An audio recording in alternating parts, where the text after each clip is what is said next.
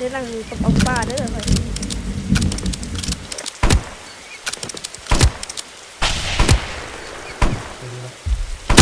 สิได้อันนี้ยังเหลืออีกจุดตัวอีก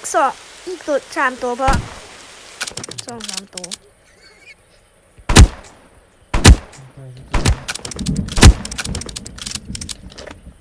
ซีมักล่ามาเก็บช่วยค่อยหน่อยเด้อ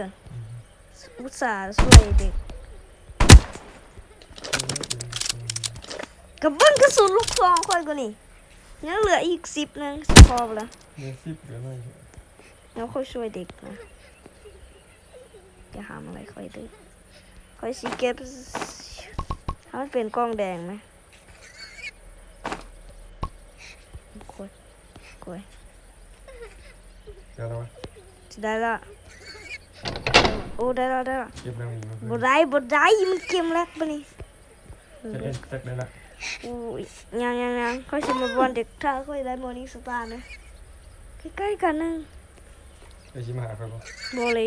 เจ้าอยู่งานต้นไม้ต่อบ่ทานตัวที่บ่ค่อยกลับทางเลยวะบ่เลยมาหาค่อยที่อยากตายอ่ะบ่สุดก็